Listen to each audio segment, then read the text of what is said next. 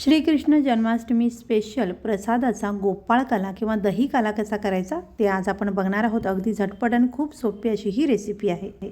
यासाठी एक वाटी इथे मी पोहे घेतलेले आहेत। पोहे निवडून चाळून घेतलेले आहेत। आता आपल्याला 2 पाण्याने स्वच्छ हे पोहे धुवून घ्यायचे आहेत। 5 मिनिट झाकण लावून बाजूला ठेवायचं आहे।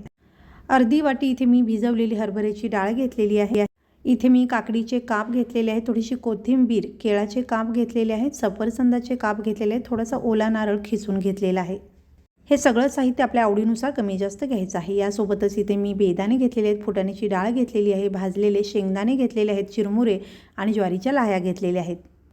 फोडणीसाठी हिरवी मिरची, जिरं आणि खिसून घेतलेलं आलं घेतलेलं आहे। त्याचबरोबर थोडासा हिंग लागणार आहे। फोडणीसाठी तेल किंवा तूप लागणार आहे। यासोबतच लिंबू, साखर, मीठ आणि इथे आपल्याला लागणार आहे दही।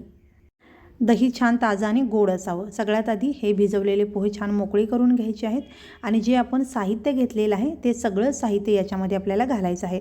साहित्य जे आहे ते तुमच्या आवडीनुसार तुम्ही कमी जास्त घेऊ शकता।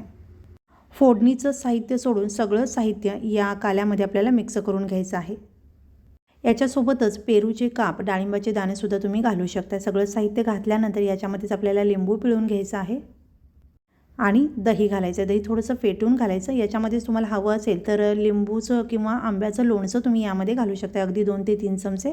तर घातलेलं सगळं साहित्य व्यवस्थित मिक्स करून घ्यायचं। हा काला तुम्हाला कितपत कोरडा किंवा ओला हवा आहे त्यानुसार दही घालायचं आहे। इथे मला थोडासा ओलसर हवा आहे, अजून मी थोडंसं दही टाकून छान मिक्स करून घेते। तर आता याची फोडणी करायची आहे। फोडणीसाठी 1 चमचा तूप गरम करून घेते। तूप तापल्यानंतर यामध्ये जिरं, मिरची, आलं आणि हिंग घालायचं आहे। खमंग अशी ही फोडणी आपली तयार झालेली आहे। ही फोडणी आता काल्यामध्ये घालून छान मिक्स करायची आणि छान मिक्स झाल्यानंतर हा मस्त आपला दही काला किंवा गोपाळ काला तयार झालेला आहे। हा काढून घेऊयात। तर श्रीकृष्ण जन्माष्टमीला प्रसादासाठी असा हा गोपाळ काला बनवून बघा आणि सुवर्णज रेसिपी मराठी या चॅनलला सबस्क्राईब जरूर करा।